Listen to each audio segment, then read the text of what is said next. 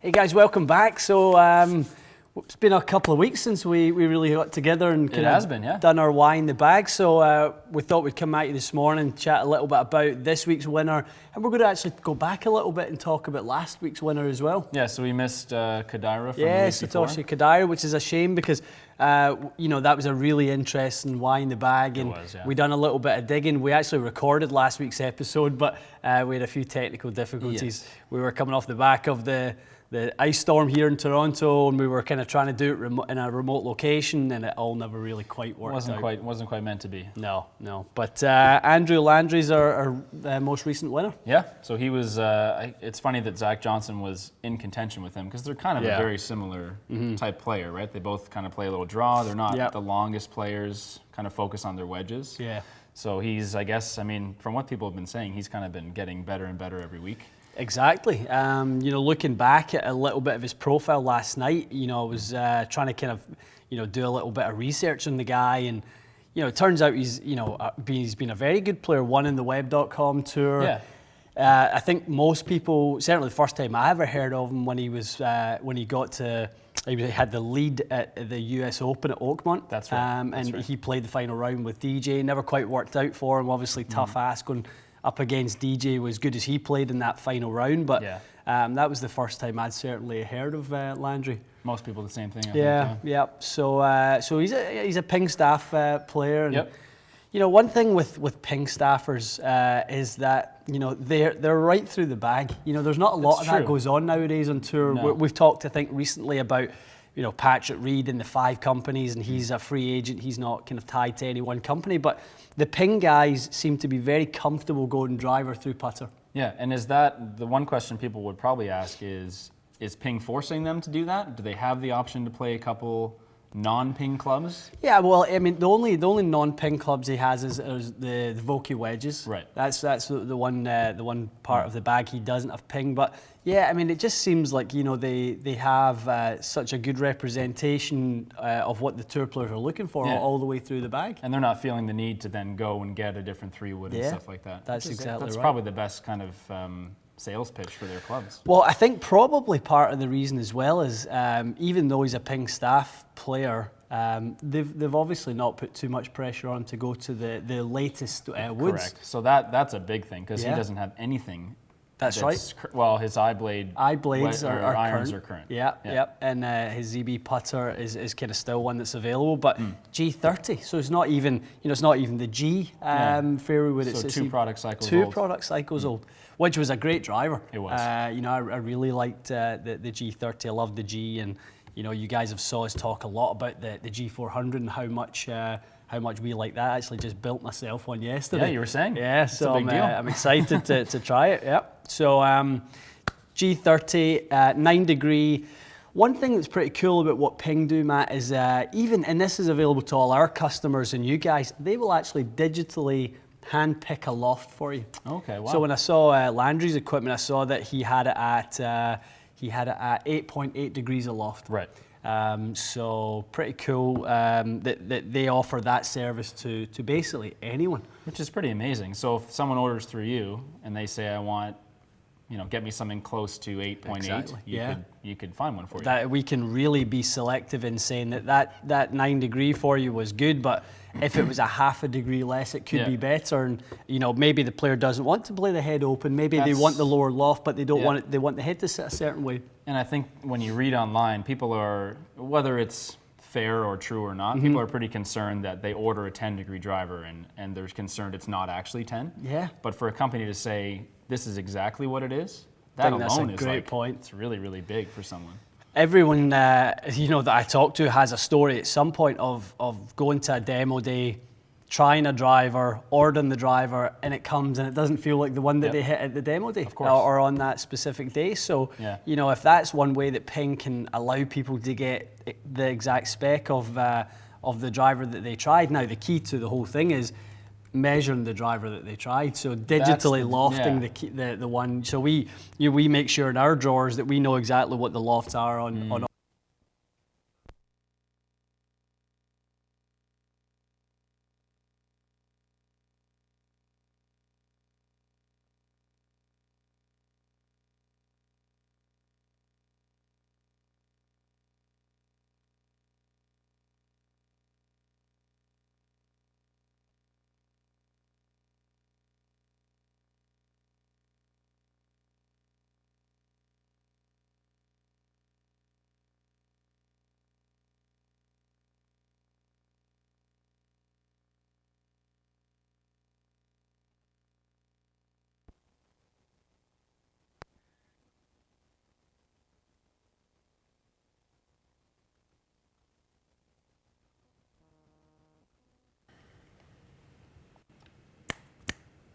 back on? Guys, let us know if you can hear us. I think we should be back on. Okay, sorry. Good. Sorry about that. Yeah, sorry guys. So I think maybe let's pick it back up at the Fairway Woods. At the Fairway Woods, yeah. And guys, let us know let us know if you can where we lost you. Yeah, I think we so if we'll dive back into Fairway Woods, and we talk a little bit about the Ping G Fairway Woods that Landry has. 3 and 5 wood, hazardous yellow shaft, 75 gram in the 3 wood, 85 in the 5 wood. Right. Okay. And the hazardous yellow is what type of profile?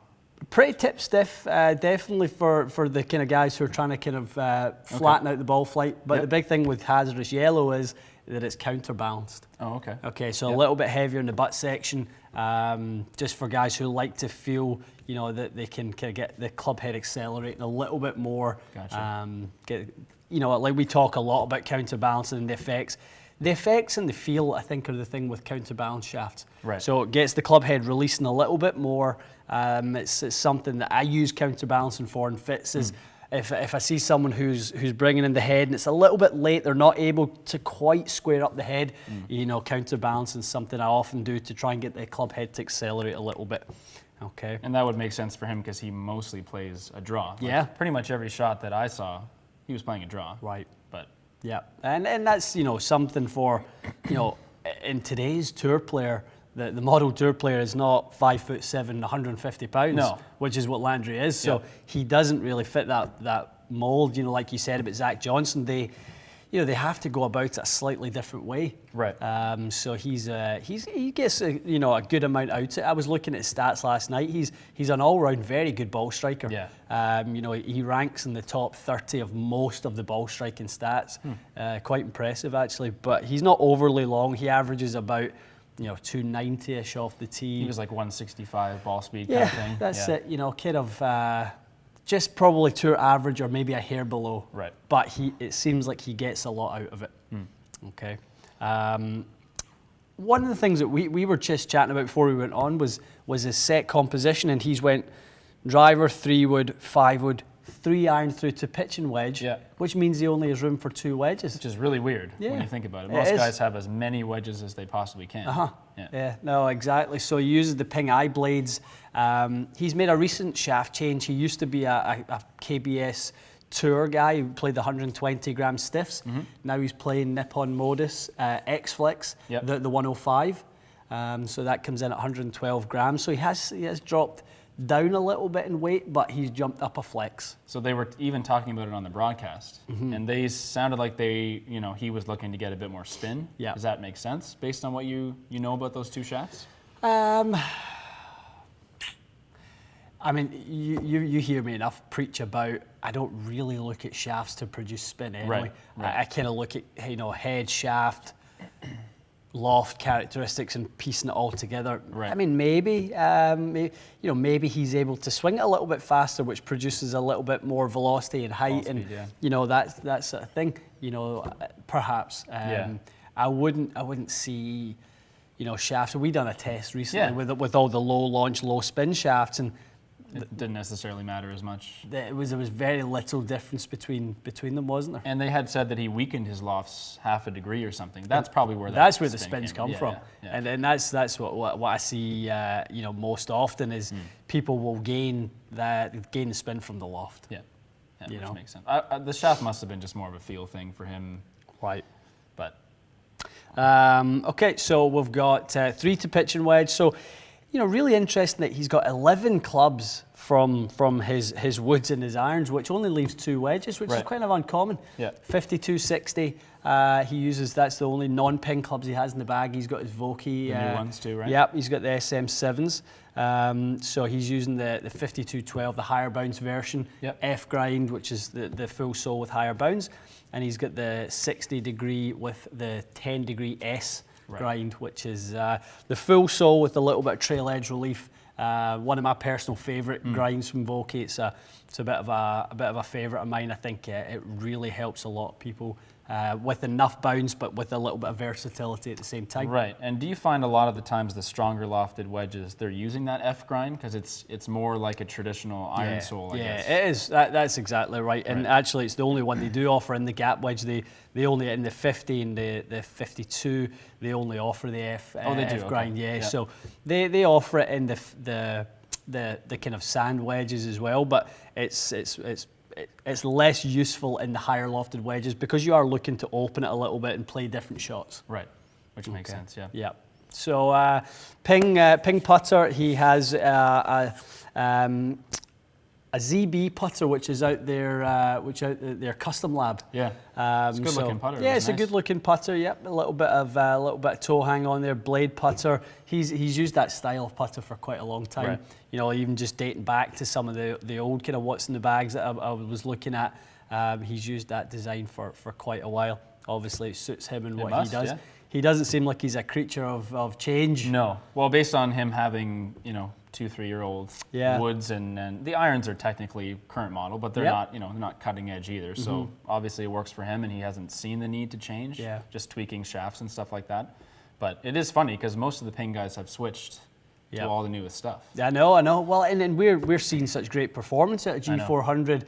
I would love to do a little bit more digging and maybe find out why. But you know what? It's interesting, Matt. You know, even if I look on tour at the guys who are non-marquee TaylorMade players, for example, there's a lot of M1s and M2s still in the bags. So I think that's the thing with tour players. They're not always in a hurry to change for change's sake. And at the top end of their stables, these companies, like you take DJ and Rory and Tiger, they must have some pressure to say, guys, we really need you to play. They have to. That's it. It's got to be maybe not strictly in their contract, but they must feel the pressure. We discussed, I think, a few weeks back about Justin Rose's his change when he went from his, I believe, last year's, I think it was M1 with the TPT that he was using at the back end of last year, that he won 3 out of 4 tournaments with, and he finished second in the other tournament. Then they launch M3, M4, and he has to change. He's one of the marquee guys sitting at the round table event for the launch. I mean, he doesn't have a choice. Has Justin Rose cracked an egg this year? You know, he's not done anything. It's true. You know, so he comes off the back of playing great, winning, comfortable. By all accounts, he was hitting that driver incredibly well. Yeah. He's not really featured too much yet this year. I think once he got in contention down in the Florida swing, probably at I can't remember. It was Honda. It was Valspar or something. Valspar, something like that. He was right there with 1 round to go, and he didn't play so good in the last round. But you know I think that's an interesting thing when these guys are forced to change. They don't like it. No. That's the difference. If they change on their own terms and they've tested it and they're comfortable, that's one thing. But if the company says, hey, next tournament you need to be playing this, that's a totally different story. And that's the thing with Landry not being a marquee name. He doesn't have that pressure. No. I'm sure they would love him to be playing the latest stuff, especially now that he's got a win under his belt. Maybe he will be. You'll probably see him at the next tournament with newer stuff because he's a name now. Maybe so. Yeah, I know. It's interesting. So yeah, not too much digging, not too much, kind of. Not the most interesting bag, but I mean, it's the one thing I would say is you look at the best amateur players that don't have contracts at all. Yeah. Those bags are really interesting because you feel like there's more choice on their end and less influence of the company. Yeah. And so your lower end contract guys like him. Yeah. Not to say that, I mean, clearly the G driver is not better than the G400 driver. Yeah. It would be hard to say that that's the truth. No, it's definitely, the G400 is the best ping driver I've ever worked with. It's purely comfort zone, and he's just not a guy that likes to switch it up. Yeah, exactly. It'd be interesting. I would just love to know how much testing they've done with him.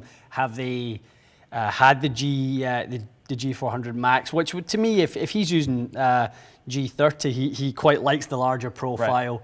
So maybe they've just not had a chance to do some testing yet, or maybe the timing wasn't right for him to do some testing. He maybe wasn't playing so good leading into the season, where guys don't like to test when they're not playing well. No, they only like to test when they're hitting it good, and they're working on their swing. They don't want to work on clubs as well. Exactly. The only thing we miss kind of is he's playing dynamic gold S400s in his wedges. Yes. What do you think about that versus he didn't play the Nippons in there, do you think it's, he likes the little stiffer profile, or do they spin more? I know they don't technically affect it as much, but I think it would probably just a weight and control thing. Right. So S400s weigh 132 grams, very heavy. Right. So that's just something that the guys really like to use for a bit of control when they're up and down the grip, and they're varying the length of the golf club. They like to feel the weight of the club. And not hitting as many 100% swings as you would with another iron. Yeah, well, when you're only using 52 and 60,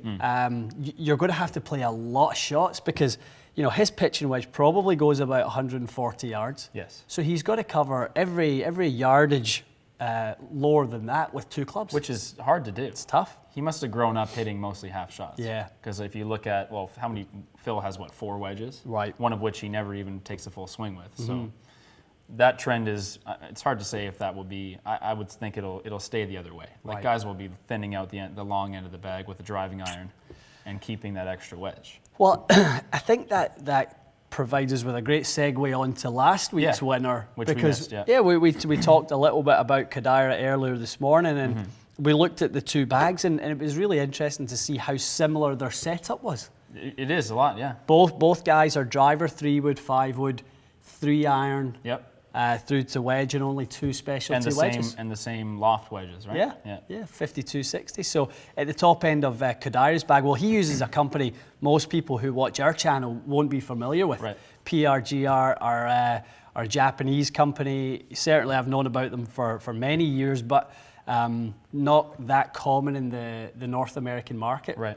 They actually, first time I heard of PRGR, they actually used to sponsor Corey Pavin. Oh, they did? Okay. Yeah, just after he won his US Open at Shinnecock, they sponsored Corey Pavin, trying to make a little bit of a dent in the US market, but it never really kind of penetrated for them. And even digging back a little bit, it's really interesting. Back in the 80s, they had 2 drivers called the M1 and the M2. Did they really? With carbon crown and titanium bodies. In the 80s? In the 80s. So when people were barely switching to metal woods. That's crazy. Honestly, most of what we see isn't all that new. But it's just it's new to you, right? It's relative to what you've seen in North America. Yeah, I mean, when we look at things like P790s with hollow construction and speed foam, PXG, 0311 irons with thermoplastic elastomer inside them. Like, this has all been done before. Yeah. TaylorMade had a set of irons way back, over 30 years ago, that was a hollow construction with foam in the middle. Did they really? ICWT. That's crazy. It was an old iron. Even closer to that, the R9 TP irons, the long irons were hollow construction with foam in the middle.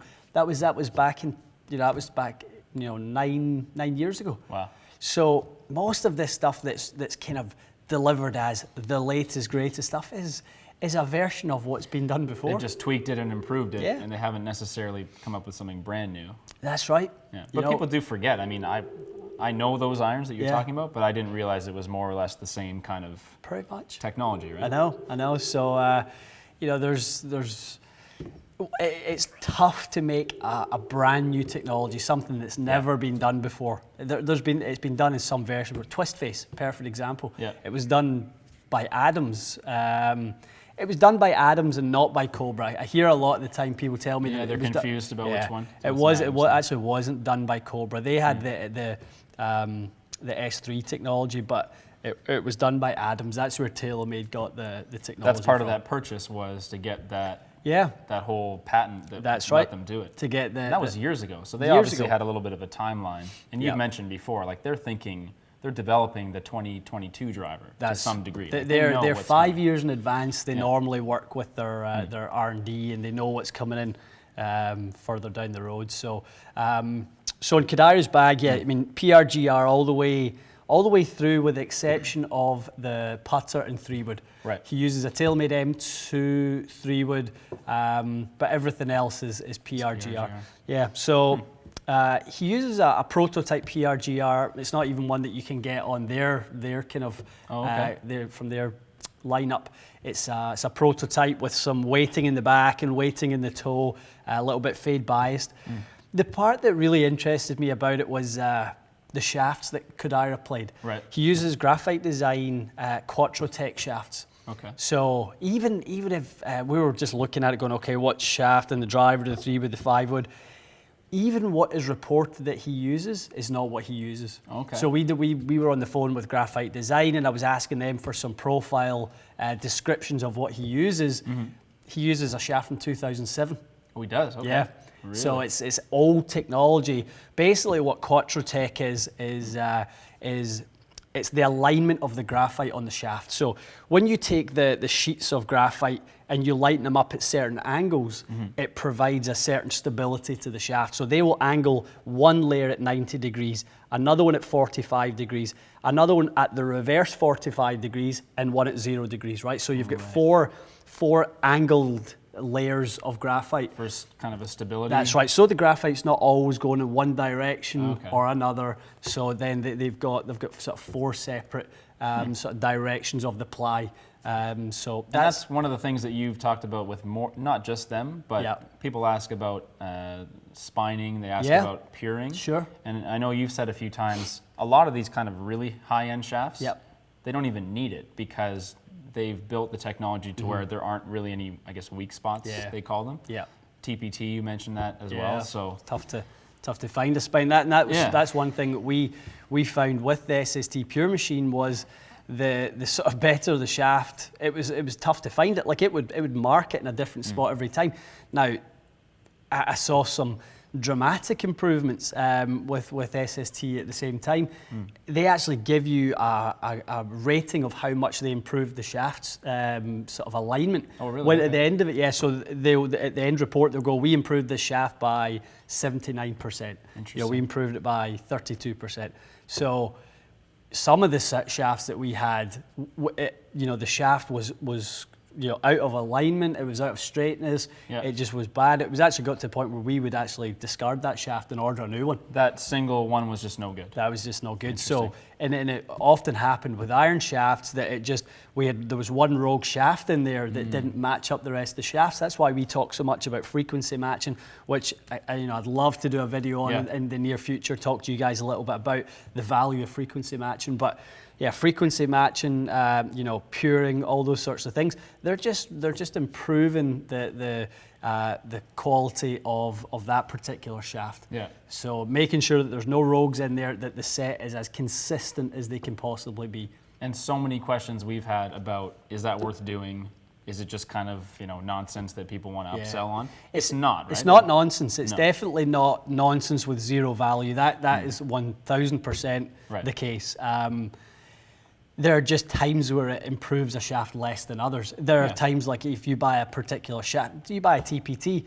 If I'm on the fence about whether I want, do I want my TPT shaft pure? I wouldn't be fussed to pay for puring on a TPT because it's so it's so stringent with the way they build them. Yeah, exactly. Okay. So that's the Quattrotech, and it was actually it was reported on one of the really reputable sites that Kodaira used a bunch of different Graphite Design shafts. They're all the same shaft. They just have different paint on them, and that came from Graphite Design themselves. That they used the original Quattrotech, which I remember. I actually played it. I played it in a Titleist driver back in 2007. They were very good shafts. For those who are kind of aware of Graphite Design's lineup now, the Quattrotech shaft is the closest to the MJ. So MJ, okay. MJ. Yeah. So this is the closest thing in today's lineup to the Quattrotech that Kodaira played. So and we've done a couple videos with that recently, yeah. Yeah, that's the kind of soft tip version. NB Park plays it. Quite popular on the LPGA. LPGA Tour. Very cool. Again, just that little bit of a softer tip section allows the LPGA players to get a little more launch out of it. Very cool. So he uses, as we said, 3 wood, 5 wood. He uses a PRGR 5 wood. Yep. Then that Bila range, which is their kind of top range. He uses a driving iron for a 3 iron. Okay. And he uses a gorgeous set of blades called PRGR Tune. Nice. tune. We don't have a photo of those, but yeah, look those up and take a look. They're gorgeous. They are and really another nice. one, again, they're not even on their website. We had to do a good bit of digging to find out a little bit about them. You know, very typical Japanese forging. Yep. What they reminded me of when I saw them was the Strixon Z965s. That's the blade one of their set. That's right. So they have a little bit more weight concentrated towards the toe section. So I'll grab one here. So if we look at just the toe design of the Strixon iron, you can see where that weight is placed more in the toe. Right. And what that's just designed to do is offset the weight of the hosel in the shaft. Okay, so if you're trying to make the geometric center in the middle of the actual club, you have to offset some weight to the toe to allow for the amount of weight in the hosel. And is that just a balance thing? That must factor into feel of it as well. And Yeah, kind of feel how the and sweet spot performs. Exactly, and consistency on ball speed and spin rates and that type of thing. Because if you're hitting it in a part of the club where it's not the you know, where the center of the mass is, you're never going to get the most consistent results. It's kind of like hitting toe strikes and heel strikes. But if the center of mass is slightly in the heel and you're hitting it right in the middle of the club, you're obviously not going to be getting the best bang for your buck at that point. Which makes sense. So even on the toe side of that particular iron, if we can kind of see it, that little spot right there, that's actually a little tungsten plug. So add more weight to the toe section. Very cool. So the PRGR is very, very similar by design. A little bit more weight towards the toe. And last question on that, why would you say that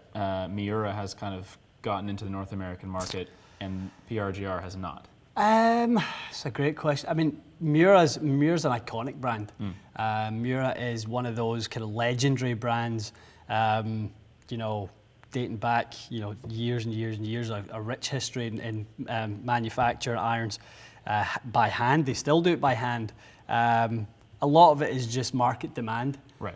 They probably established themselves early and they're kind of like that sort of, people aspire to have a set of those at this point? They do for sure. They do. So, I mean, Miura were recently acquired by, or certainly Miura Worldwide, as they're known, were recently acquired by a US company. Oh, they were? Okay. Yeah. So you're definitely going to see some more innovation and technology coming by Miura, which will be really interesting to see how that one plays out, because the history of the company is for their forgings and their blades. It'll be interesting to see how they take innovation and technology and kind of combine that with the rich history of the forgings and you know, the way that they do it with the spin welded hosel and all that sort of stuff. And they've developed some woods for the North American market as well? They have, you know, probably not gaining the same kind of traction. No, it's very much for a slower swing speed, their current woods. They're quite lofted, they're quite high spin. Good if you're a little bit lower in swing speed and you need something to give you a little bit lift and launch. But right now, wedges, woods, even driving irons, they've got a really nice driving iron now. I think they're a bit more focused into that market right now. Yeah, makes sense, because everyone seems to be adding a driving iron at this point. Yeah, it's a really every company seems to have one, every tour player seems to have one. Really hot little sector of the market, isn't it? Definitely. Any other questions coming in? We got a quick question that actually we can't, sorry guys, we can't answer a lot of these just because these wine in the bags, we're doing them live, just in case you missed last week. We're doing them live so that they get uploaded right away. Not necessarily going to be our question and answer type episodes that we do, but we'll try and get a couple. Yeah, we'll try to get a couple if we can, but it's a little harder for us to just make it a purely question and answer. Definitely. This is a good question though. So the toe weighting on that iron that we just chatted about, would that have an effect on the shaft droop? Okay. Is that enough weight to do that? Devin, hang fire. I've got a video on this, so this is great. Okay, cool. A few years ago, a teaching pro that you guys might be familiar with, Andrew Rice, who coaches down in South Carolina, we done a test on cavity back irons versus blades, looking at the effect of the iron on basically the deflection of the shaft. So we were doing it on TrackMan, looking at vertical swing plane.